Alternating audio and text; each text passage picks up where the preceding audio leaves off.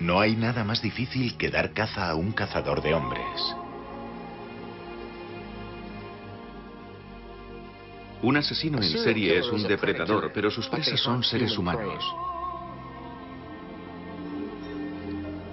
El FBI investiga como mínimo 50 asesinatos en serie al año.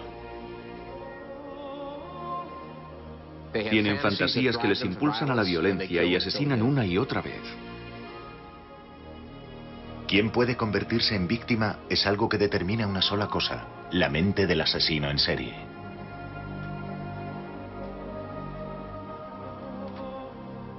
Un perfil es un retrato psicológico del asesino, una especie de mapa de la mente del homicida.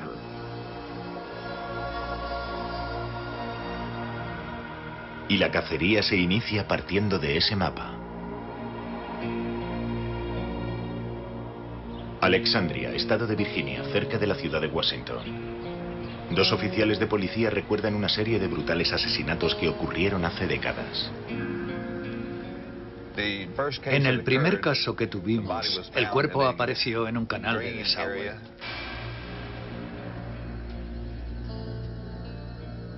El detective Tom Morhead resume la historia del caso a su visitante.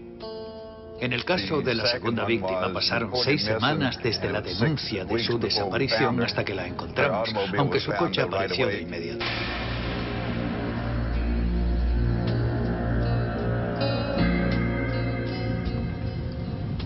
El número de víctimas iba en aumento. La número 3 apareció en un arroyo sumergida en el agua.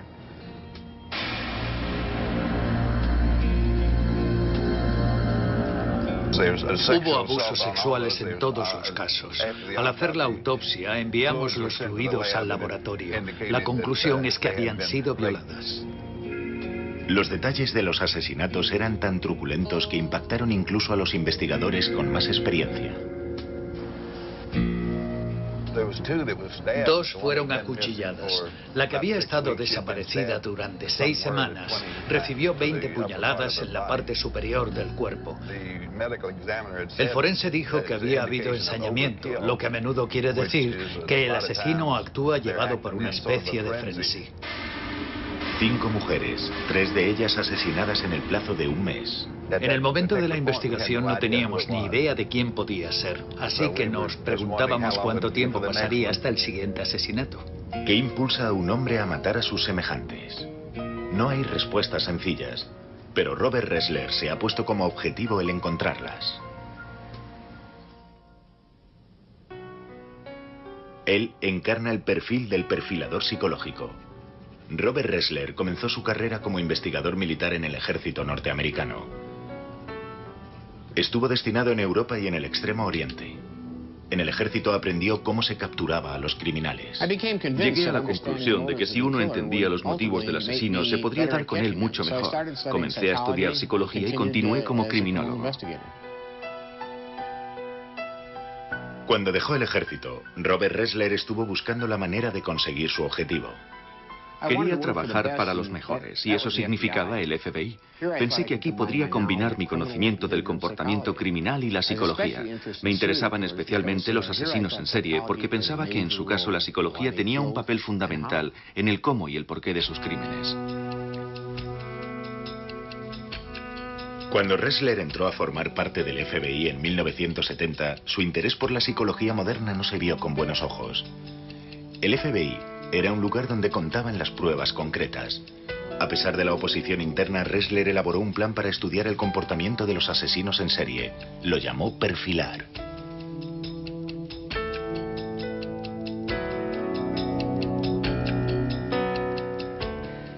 Tuve una comida de trabajo con el por aquel entonces director del FBI, William Webster. Al final de la comida me miró y dijo: señor Ressler, creo que tiene usted una gran idea. Quiero que trabaje con profesores universitarios, con los mejores expertos ajenos al FBI, y quiero que este programa tenga éxito. Así se puso en marcha.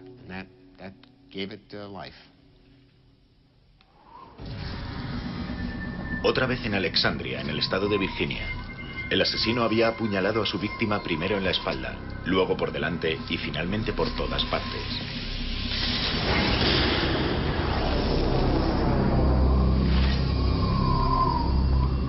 En el depósito de cadáveres es donde Robert Ressler busca las pistas.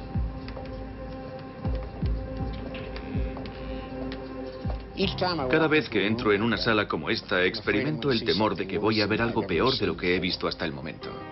Descubrí desde el principio que hay dos tipos de asesinos en serie, los organizados y los desorganizados. Simplemente observando el lugar del crimen y cómo están los cuerpos, puedo establecer una buena base para elaborar un perfil. El detective Moorhead le explica a Ressler que todas las víctimas fueron encontradas completamente vestidas, pero que sin embargo todas habían sido violadas antes de morir. Si llevan la ropa bien puesta, diría que el asesino les ha ordenado que se vistan ellas mismas. Si la ropa está mal puesta, eso indica que el asesino las vistió después de la muerte. El hecho de que sea de una forma o de otra permite un primer acercamiento a la mente del asesino. Robert Ressler destaca ese revelador detalle. Si el asesino fue capaz de ordenar a las mujeres que se vistieran, delataría a alguien que tenía el control de sus actos, el suficiente como para planear el asesinato, una mente organizada para el trabajo. Siempre se comienza de esta manera, encontrando un rastro y siguiendo la pista del asesino en serie. La pregunta a responder es, ¿cuál es la fuerza capaz de apoderarse de alguien y empujarle más allá del límite? Robert Ressler ha estado persiguiendo esa maldad desde que cumplió los 9 años. Detenedme antes de que mate otra vez. No puedo controlarme. Palabras garabateadas con un pintalabios en una pared por un asesino desesperado. Chicago, 1946, una ciudad atenazada por el miedo.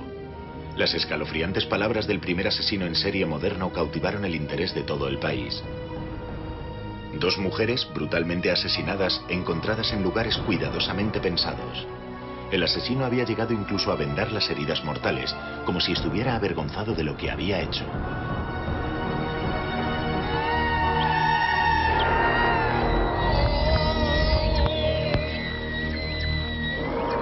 Me vino a la cabeza que yo debía haber hecho algo. Y me di cuenta de que debía tratarse de una niña.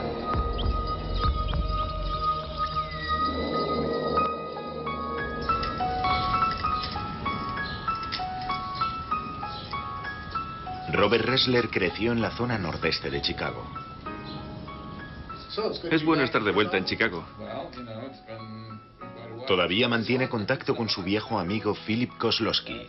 Juntos recorrieron las calles del barrio cuando eran niños. Era un caluroso y largo verano cuando una serie de asesinatos aberrantes, conocidos como los asesinatos del Pintalabios, estremecieron a la ciudad. Los niños sintieron tal curiosidad que formaron su propia agencia de detectives. Su misión, capturar al asesino del Pintalabios. La idea surgió de una película que habíamos visto en la que unos niños eran detectives, así que decidimos hacer lo mismo. Le poníamos mucha intriga y misterio. Usábamos barbas falsas y gafas oscuras, sin las que considerábamos que ninguna organización de espionaje que se precie puede pasar.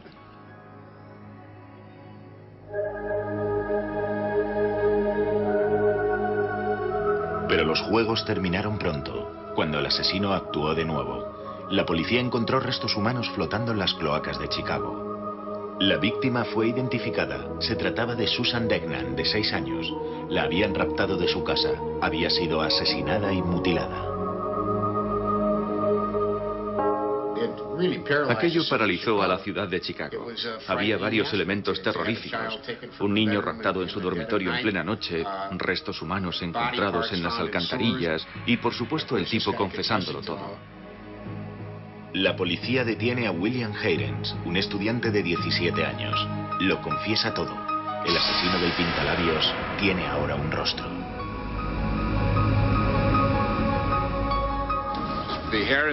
El caso Heirens tuvo un tremendo impacto en la población de Chicago.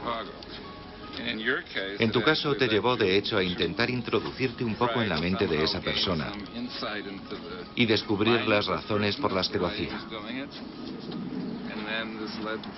Y luego eso te condujo hacia la carrera que acabaste por elegir. Así es. El asesino del pintalabios suscitó mi curiosidad y eso nunca me ha abandonado. Yo quería entender a la gente que era como William Heirens. Heirens entraba en los apartamentos de mujeres jóvenes. Cuando le sorprendían, asesinaba casi sin pensarlo. Matar no era una satisfacción, era un mal necesario. El hecho es que sufría un verdadero impulso obsesivo-compulsivo que lo llevaba a efectuar esos robos, y se hizo tan fuerte que ya no podía resistirse a él. La pregunta era, ¿sufren estos asesinos impulsos irresistibles o se trata de una compulsión ante la que deciden no resistirse? El joven Ressler estaba fascinado. Tomé una decisión, quería convertirme en un detective de verdad. ¿Te acuerdas de aquel tipo que solía llevarnos la compra a casa? El hombre que llevaba la compra a casa de los Ressler no era otro que uno de los más terribles asesinos en serie de nuestros tiempos.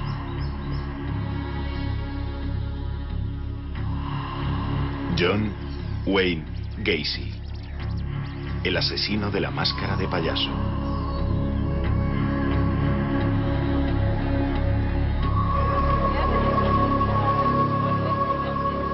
Los payasos asesinan con impunidad. 1978. John Wayne Gacy era un ciudadano respetado en la ciudad de Chicago. Durante los fines de semana solía entretener a los niños con un traje casero de payaso. Nadie sabía lo que realmente ocultaba la máscara. Gacy y yo crecimos en el mismo vecindario. Estuvimos juntos en los Boy Scouts. A veces me pregunto cómo terminamos en lados opuestos de la ley. ¿Qué me hizo a mí un policía y a él un asesino? Joe Kosenczak fue el hombre que dio caza a John Wayne Gacy. Tras semanas de vigilancia, el jefe de detectives ordenó un registro de la casa de Gacy. Después de la desaparición de un hombre joven que había estado hablando con Gacy sobre un trabajo en su empresa de construcción, Kosenczak obtuvo una orden judicial para registrar la casa de Gacy. El hueco bajo la casa fue descubierto en realidad por un detective que vio una fisura en los azulejos. Me llamó, nos hicimos con un destornillador y conseguimos abrir la trampilla. En aquel momento no sabíamos que se trataba de una trampilla, pero todo el suelo de ese armario se levantaba. Y entonces vimos que se trataba del acceso a un hueco bajo la casa.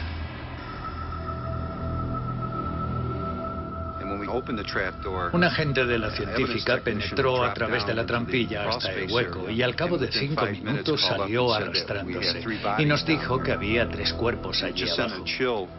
Todos sentimos un escalofrío al pensar que podía haber un número indeterminado de cuerpos. Es algo sobrecogedor. Escuché la noticia por la radio. Era un caso importante. Alguien que había planeado asesinar a 33 personas de forma premeditada. Era exactamente lo que estaba buscando para poner a prueba mis teorías sobre los asesinos en serie organizados. Ressler voló a Chicago y se ofreció a ayudar a Joe Kosenczak en su investigación. Me incorporé a la investigación cuando comenzaron a aparecer los cuerpos. Fui a la oficina local del FBI y les dije, ¿qué puedo hacer para ayudar? Pertenezco a la unidad de ciencias del comportamiento del FBI. Tenemos algunas ideas respecto a este material. Una de las cosas que les indiqué que hicieran fue buscar los objetos personales de la gente declarada como desaparecida en esa zona. La policía encontró un carné en el archivador de Gacy. Pertenecía a un hombre joven que había desaparecido varios meses antes. Y eso encajaba con un montón de cosas que tú nos habías contado sobre esos tipos. Sí, esa es una de las cosas que descubrimos sobre ellos, que conservan objetos personales de sus víctimas. El asesino en serie se queda con los anillos del colegio, las cadenas de oro, las hebillas de los cinturones, los carnés de identidad. Para él son trofeos o souvenirs que le recuerdan sus momentos de éxito y satisfacción, lo cual puede recordar una peculiar forma de comportamiento normal. Lo que fue realmente interesante es que las pruebas, la mayor parte de las pruebas que encontramos, se hallaban sobre el aparador de Gacy en su dormitorio, el cual, a mí personalmente, me recordó una especie de altar. De la casa de John Wayne Gacy fueron saliendo un cuerpo tras otro. La mayor parte de los cadáveres se encontraba en avanzado estado de descomposición.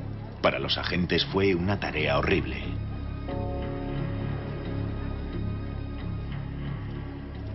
¿Qué le había hecho a aquellos chicos? Era como encontrarse en mitad de la peor pesadilla.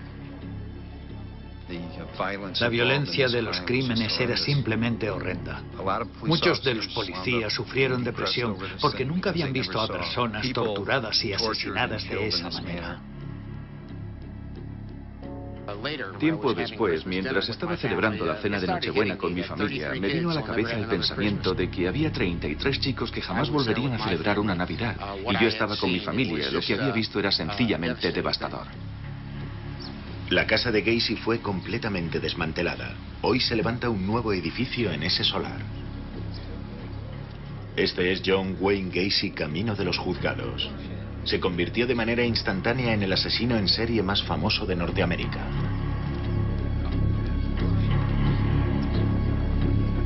Durante su juicio, Gacy mantuvo que los crímenes los había cometido un alter ego. Puede que eso fuera una mentira, pero encajaba con mi convicción de que incluso un asesino en serie organizado puede disociarse de sus crímenes. Gacy aguardó en su celda el veredicto, pero no hubo sorpresas. Fue condenado a muerte.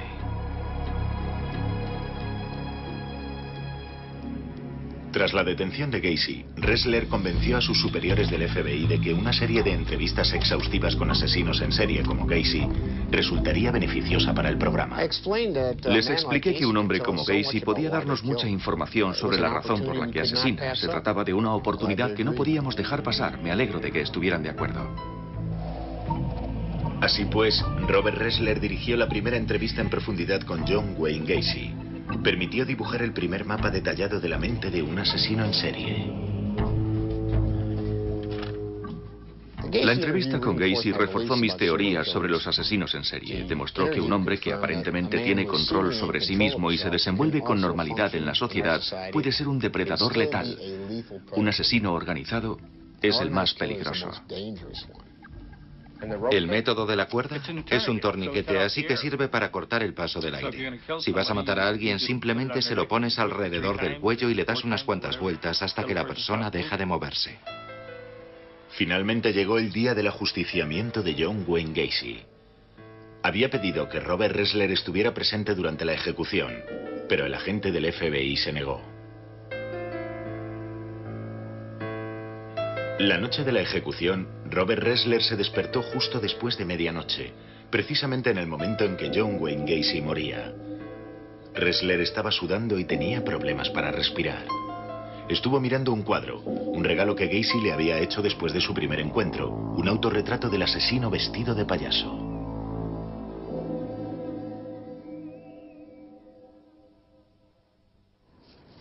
Otra vez en Alexandria, Virginia. El asesino había estrangulado a su siguiente víctima solo con sus manos.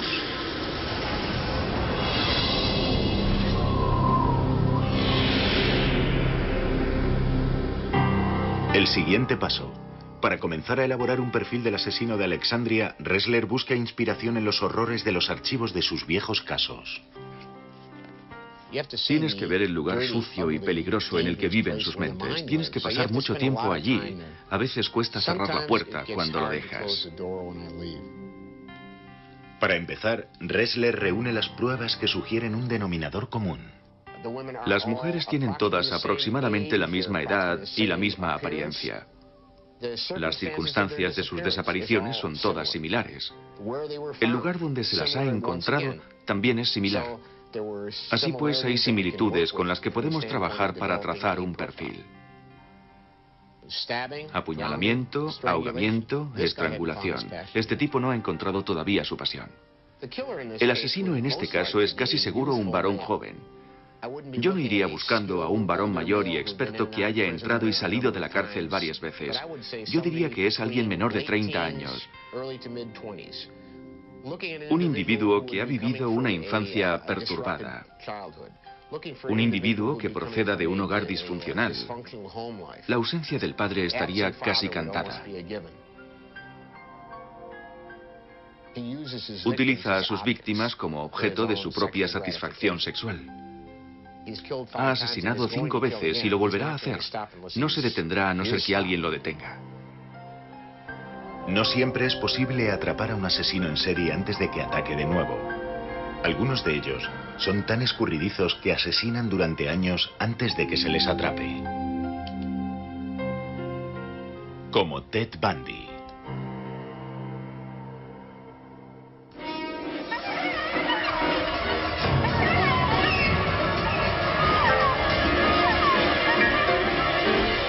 Era como salir de un trance o sueño horrible.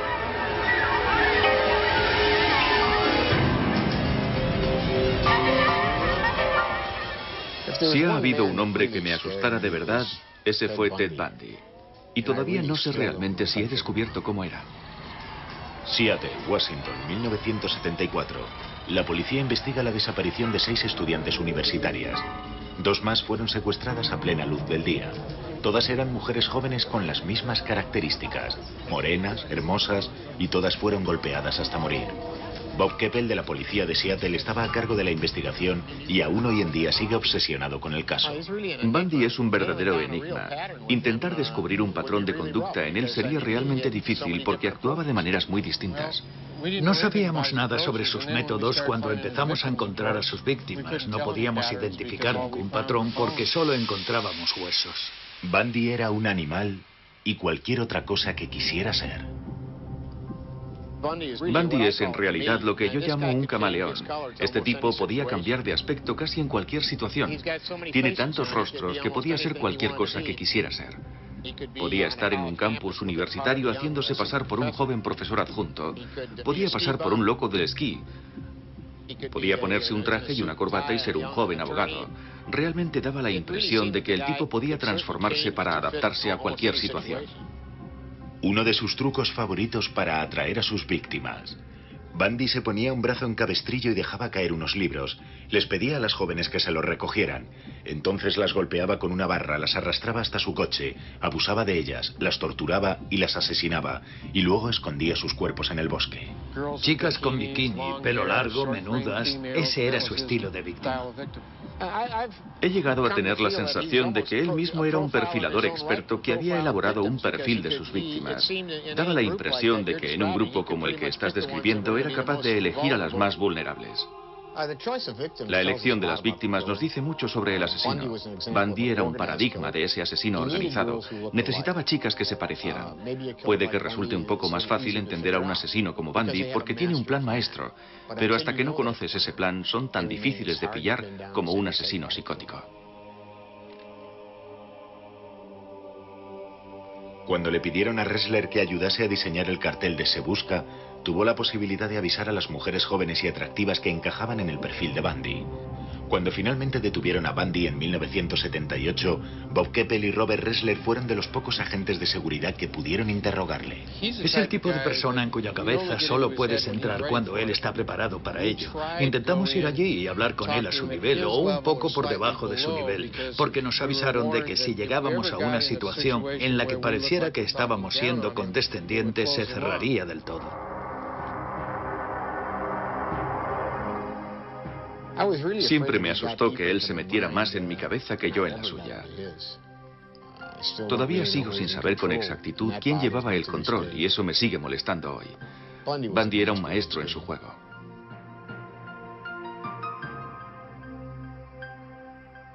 La última treta de Bundy consistió en ofrecerse como asesor de la unidad de ciencias del comportamiento. El asesino maestro pretendía dar clases a un grupo muy selecto, pero el FBI rechazó ese trato. 24 de enero de 1989. Todo el mundo aguarda la ejecución de Bundy. En su celda, el asesino lee un libro. Sabe que el fin está cerca. En el exterior se ha reunido una multitud para celebrar su muerte.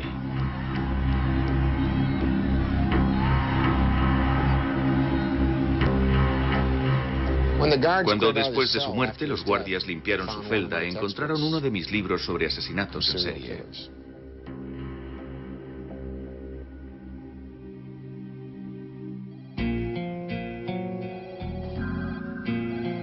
Bundy nos enseñó una cosa: se necesita un esfuerzo organizado para analizarlos a ellos y a sus crímenes. Si hubiésemos dispuesto de un sistema informático con referencias cruzadas, podríamos haber establecido conexiones entre sus crímenes mucho antes, y con mejores perfiles podríamos haber dado con él mucho más rápido. Después de Bundy nos aseguramos de crear una base de datos nacional para que todo eso fuera posible. Después de Bundy, el FBI entendió el valor de los perfiles. Sin un perfil criminal, los investigadores no tienen una idea del tipo de persona que buscan. No conocen la edad, no conocen el sexo, no conocen la raza. No tienen ninguna noción sobre la personalidad del individuo. Antes de la existencia de los perfiles, los agentes buscaban pruebas forenses convencionales: sangre, fibras o huellas dactilares que ayudasen a identificar a un sospechoso. Cuando disponemos de un perfil, se le da al investigador la oportunidad de tomar un atajo y localizar al sospechoso más verosímil, el cual a menudo resulta ser tu asesino. ¿Cómo fue quitarles la vida a esas mujeres? Ella salió del coche y comenzó a correr. Yo salí y eché a correr tras ella. Corrió hasta una carretera en la que había un bosque. La apuñalé por la espalda y cayó al suelo. Creo que la apuñalé 4 o 5 veces más.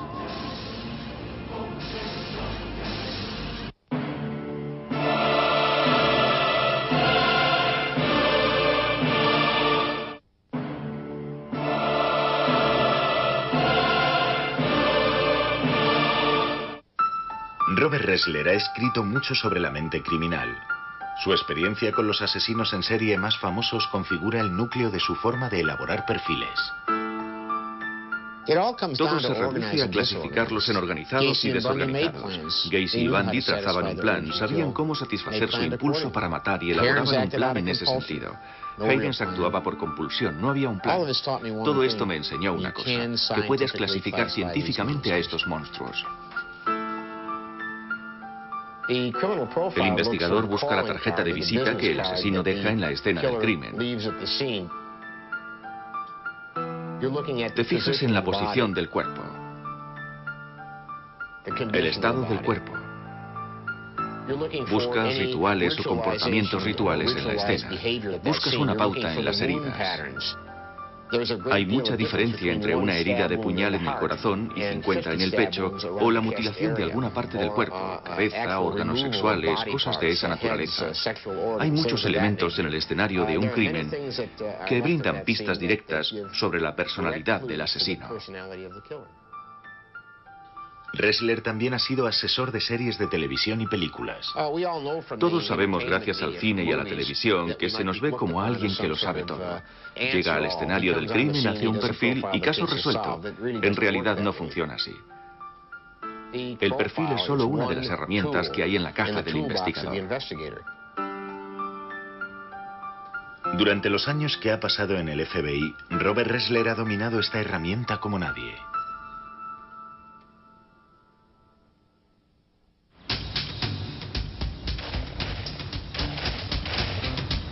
Academia de Entrenamiento del FBI en Quantico, Virginia.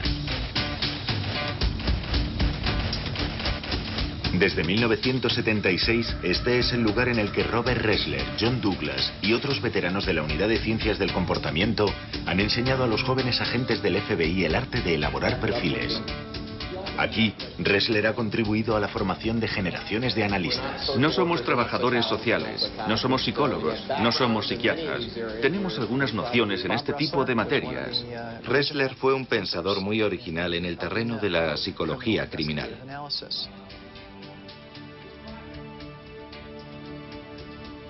Steve Bann es el actual director de la Unidad de Ciencias del Comportamiento. Aportó ideas realmente innovadoras para ayudar a comprender que hay algo diferente en los individuos que son depredadores. Él impulsó los primeros estudios sobre los escenarios del crimen relacionados con los cuerpos de las víctimas. Y contribuyó decisivamente al concepto de perfil tal y como lo conocemos hoy en el FBI. El FBI sigue en deuda con Robert Ressler y su trabajo.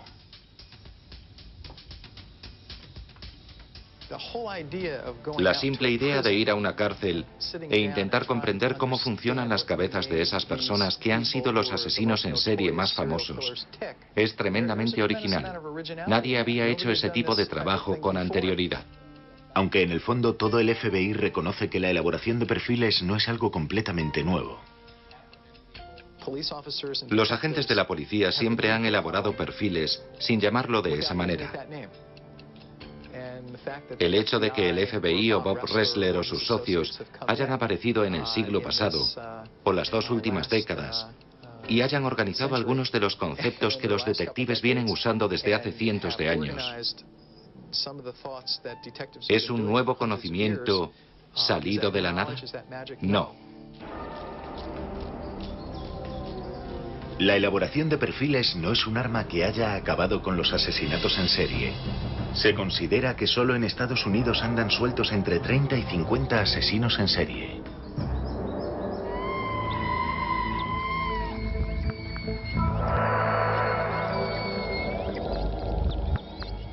Siempre supe la diferencia entre el bien y el mal, pero aún así no pude dejar de actuar.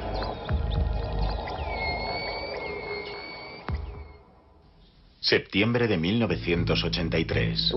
Tuvimos el caso de un niño repartidor de periódicos desaparecido cuyo cuerpo se halló en Omaha, Nebraska. El FBI pensó que podía estar relacionado con un caso de Iowa a unas 300 millas de distancia. Me ordenaron que fuera a Omaha de inmediato. Es siempre peor cuando se trata de niños. Yo también tengo hijos y eso lo hace más difícil. El cuerpo del chico apareció en un campo contiguo a una carretera de grava, a 6 kilómetros de donde había dejado su bicicleta.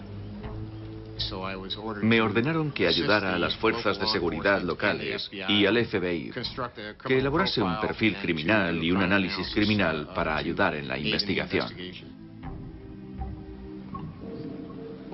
Cuando el agente local del FBI me llevó al escenario, me fijé en la ubicación del cuerpo, justo al lado de la carretera sobre la hierba. Ressler percibió que el asesino no se había molestado en deshacerse de su víctima en un arroyo cercano. Esbocé un perfil previo. El individuo era probablemente una persona joven, quizá no muy fuerte, que encontraba difícil acarrear un peso muerto y posiblemente había abandonado el cuerpo antes de lo planeado. Al mismo tiempo tuve la sensación de que se trataba de un principiante, que no nos enfrentábamos a un asesino en serie con experiencia, sino que posiblemente se trataba de su primer crimen. Robert Ressler se puso a trabajar y redactó su primer borrador.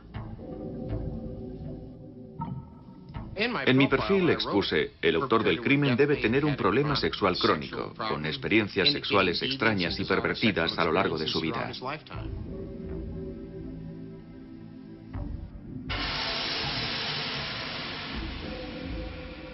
La forma en la que había aparecido el cuerpo del niño le reveló mucho a Robert Ressler sobre el asesino.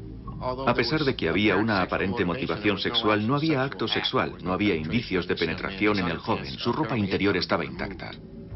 Eso le sugirió a Robert Ressler que el asesino era joven e inexperto en relación al sexo. Faltaba un trozo de carne del hombro del chico, un trozo que había sido rebanado. También faltaba un pedazo en la pierna. Además de los cortes, la carne desaparecida me indicaba que el asesino podría haber mordido a su víctima, lo cual sería típico de este tipo de crímenes, morder llevado por el frenesí. También tuve la impresión de que nuestro hombre era un lector de revistas de detectives. Al haber recortado las marcas del mordisco, me daba la pista de que este hombre sabía que las huellas dejadas por los dientes pueden ser identificadas por el forense. En diciembre del mismo año, justo antes de Navidad, otro muchacho joven aparece muerto en Omaha. Era otro repartidor de periódicos. El chico había desaparecido durante las primeras horas de la mañana. El proceso de esa desaparición y la posición del cuerpo indicaban claramente que había una conexión con la primera víctima. Tuve la sensación de que mis peores temores cobraban forma. Un asesino en serie andaba suelto.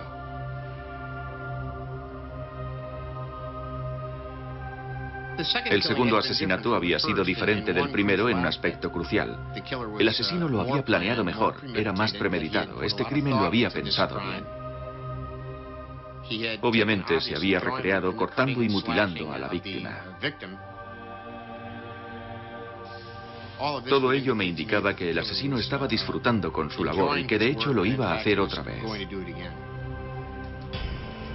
Robert Ressler sabía que si quería evitar más asesinatos tenía que elaborar un perfil mejor. Revisé mi primer perfil. Ahora tenía la impresión de que el asesino residía en la zona de Bellevue o más probablemente en la base aérea. Ressler llegó a esa conclusión porque el asesino había demostrado estar demasiado familiarizado con el entorno y porque parte de la cuerda con la que había atado a sus víctimas era utilizada solo por el personal de las fuerzas aéreas. Me encontraba en casa cuando sonó el teléfono. Mi esposa contestó y me dijo que el FBI me llamaba desde Omaha, Nebraska. Me dio un vuelco al corazón porque pensé, oh no, otra víctima. John Juber, 21 años, 1,70 m, 74 kilos de peso. Un técnico de radar de escasa graduación de la base aérea. El agente me dijo por teléfono que habían encontrado a un buen sospechoso. Estaba bajo custodia y encajaba con numerosos aspectos de mi perfil. La policía había hecho el seguimiento de un sospechoso que vivía en la base aérea. Cuando registraron la habitación de Juber encontraron 24 revistas de detectives. Se confirmaba incluso este pequeño detalle del perfil de Ressler. Mi perfil ayudó en la captura del asesino y eso me llenó de satisfacción. Di en el clavo con las revistas de detectives. Pero todo el asunto era terrorífico porque era solo un muchacho. Este caso me afectó más que otros, no solo por mi relación directa con su captura, sino también porque me mostró que los mecanismos de una mente criminal se aplican al margen de lo joven que sea el asesino. John Juber fue ejecutado en la silla eléctrica por los asesinatos de los dos chicos repartidores de periódicos. El caso de Alexandria sigue abierto. El asesino mantuvo bajo el agua a su siguiente víctima hasta que ella dejó de forcejear.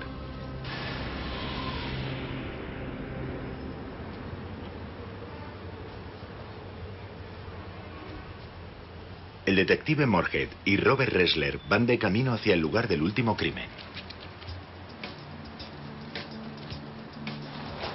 En este caso en particular, la mujer fue encontrada por unos niños que estaban jugando por los alrededores de este riachuelo y se metieron por la tajea.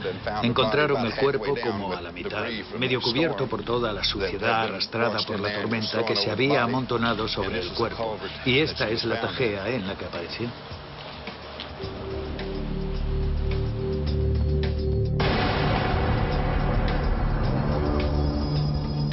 Este es el lugar en el que el asesino acabó con su última víctima. A veces da la sensación de que el asesino sigue aquí. Es escalofriante, es aterrador. A veces me pregunto si no estoy llegando demasiado lejos. Todo estribaba en tener el control absoluto. ¿Por qué y de dónde surgía? No lo sé.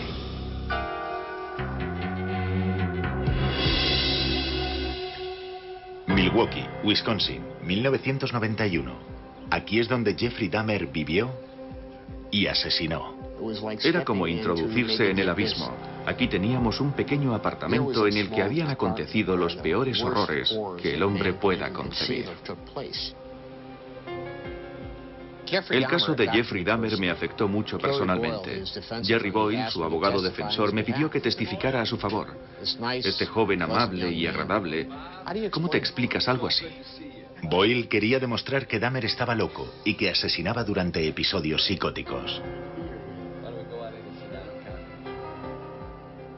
Sentí curiosidad.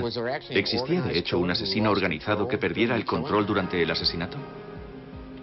Un joven guió a la policía hasta un apartamento donde dijo que Jeffrey Dahmer le había torturado y que consiguió escapar cuando estaba a punto de matarle.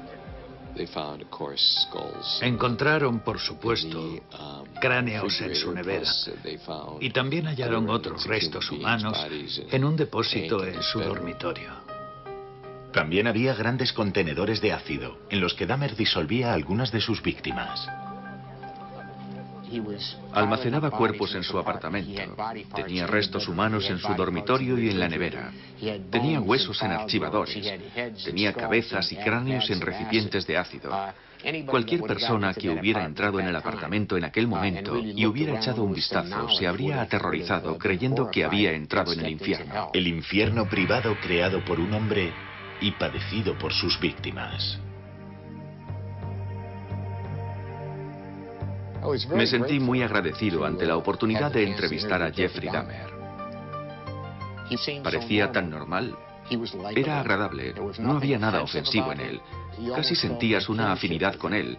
Y al mismo tiempo lo que te estaba contando era suficiente como para ponerte literalmente los pelos de punta.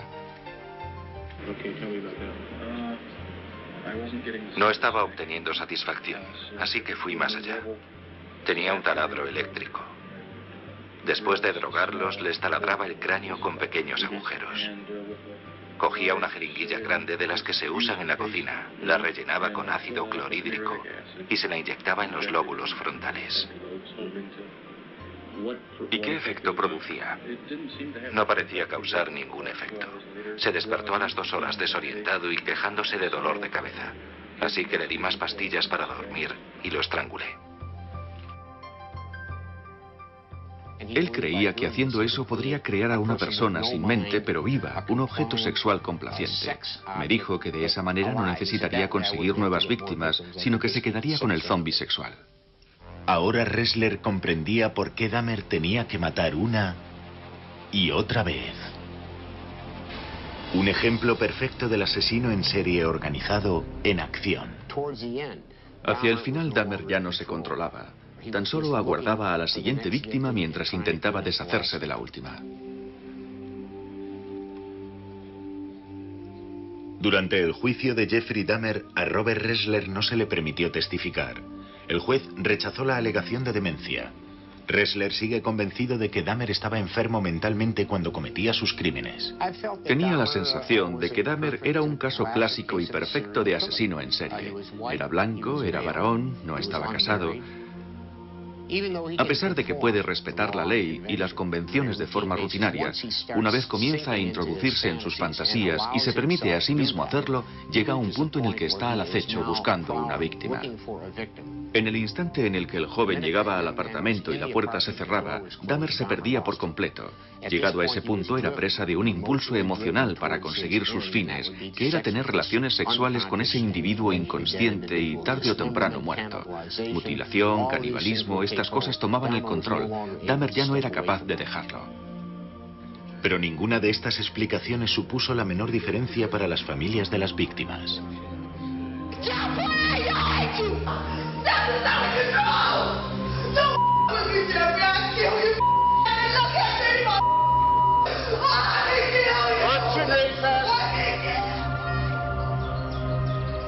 El caso de Jeffrey Dahmer era especial. Me invitó a entrar en su mente y de repente lo inexplicable se volvió explicable. Los Bob Ressler de este mundo, si no tienen cuidado, pueden acabar en un pésimo estado mental. Lo que están intentando hacer como algo bueno puede convertirse en algo malo para ellos, porque puede tener el efecto de cambiar su espíritu mismo, su esencia.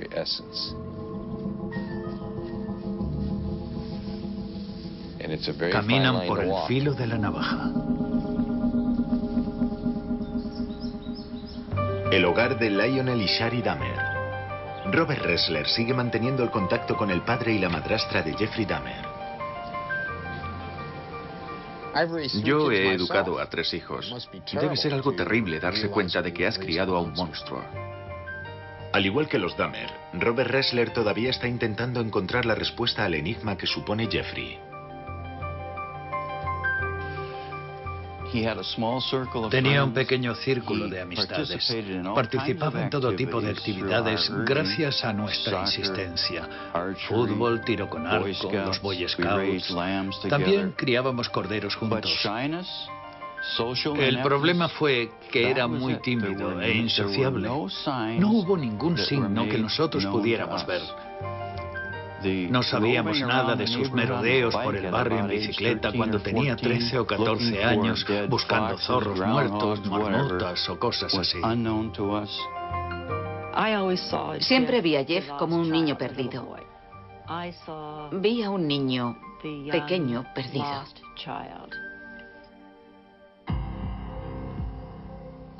Cuando nos sentamos a hablar, me sorprendió lo rápido que se abrió Jeff Dahmer. Le pregunté por sus emociones cuando todo eso estaba sucediendo. Si se sentía enardecido y exaltado. Me dijo que no. Afirmó que actuaba de manera mecánica y que era como si se estuviera viendo a sí mismo y observando lo que sucedía. Eso es un síntoma claro de disociación. La disociación llevada al extremo origina un trastorno de personalidad múltiple. Era como si hubiera dos Jeffs. Uno estaba metido en el horror de todo el asunto y el otro se apartaba y observaba. Dijo, me cubría una manta de plomo y tenía una horrible sensación de pérdida. Su última víctima me dijo que cuando consiguió escapar, Jeffrey estaba en el dormitorio, se balanceaba y canturreaba, y que parecía que se hallaba en una especie de trance. Cuando este joven regresó horas más tarde con la policía, Jeffrey no se había movido, seguía haciendo lo mismo. Dahmer cambió la forma en la que yo enfocaba toda mi elaboración de perfiles. Por primera vez estaba viendo a un asesino organizado que perdía el control en un episodio psicótico. Me enseñó que no todo era blanco o negro.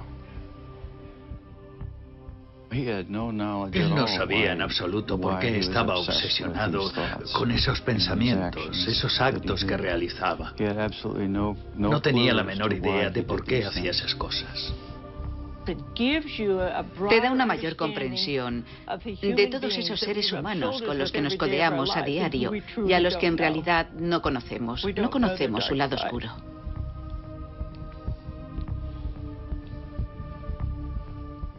Dolor y confusión.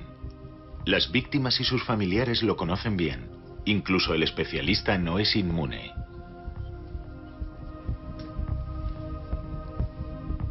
Jeffrey Dahmer me hizo ver el mundo con ojos diferentes. El depredador puede ser de nuestra propia sangre. Alexandria, una vez más. El asesino apuñaló 25 veces a su víctima con un cuchillo. Finalmente, la policía detiene al asesino de Alexandria. Cuando cogieron a Monty Riesel en Alexandria, casi entré en éxtasis. En un momento como ese hay mucho de gratificación personal. Ressler había apuntado que el autor sería un hombre joven, de entre 18 y 25 años. Monty Riesel tenía 17. Ressler había predicho que el asesino habría crecido sin un padre. El padre de Monty Riesel abandonó el hogar cuando el chico tenía 7 años. Cuando el chico fue detenido, me sorprendió un poco la edad. Yo había calculado, al pensar en la edad, que sería algo más mayor.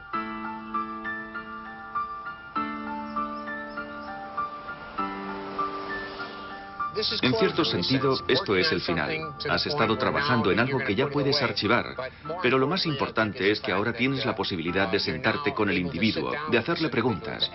En cierto sentido, se convierte en una validación del perfil que has elaborado. ¿Has tenido razón? ¿Has dado en el clavo?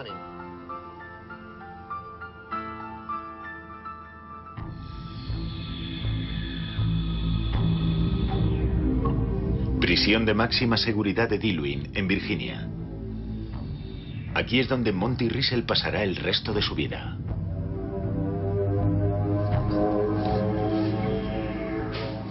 Siempre te preguntas, ¿cómo va a ser el encontrarte con un hombre sobre el que ya sabes tantas cosas?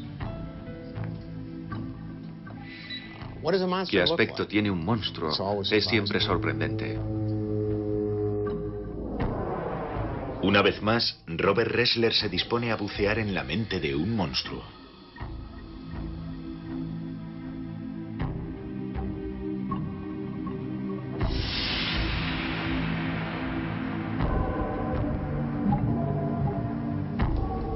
Cara a cara con un asesino en serie. Robert Ressler se introduce en el mundo extraño y distorsionado de Monty Riesel.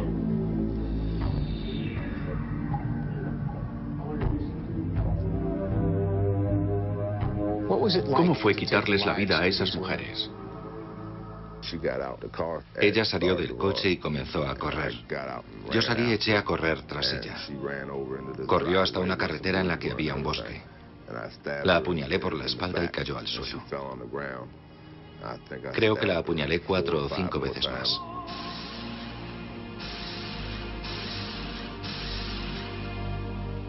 Todo lo que Robert Ressler puede hacer ahora es escuchar. Se fue haciendo peor con cada una. No solo en cuanto a la violencia. Te ibas volviendo más autoritario. Ya no negociabas. Más autoritario, más exigente, con más necesidad de poder.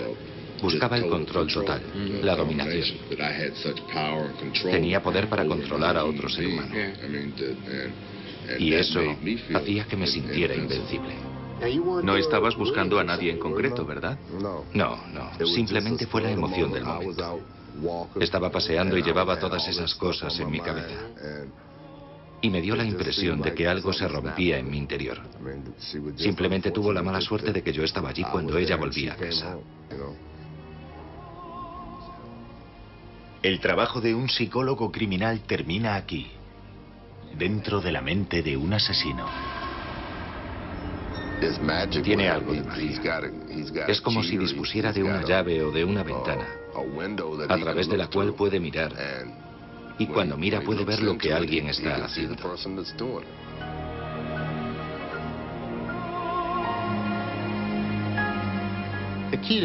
La clave para atrapar a un asesino en serie es situarte en los patrones de pensamiento de ese individuo.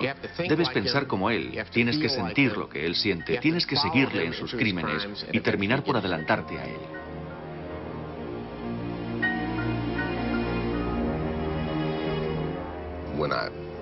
Cuando le hago un dibujo o le explico qué es lo que sucedió, parece estar allí. Puede visualizar lo que le cuento. Y al hacerlo, se introduce en mi cabeza y puede ver a dónde voy o lo que estoy a punto de hacer.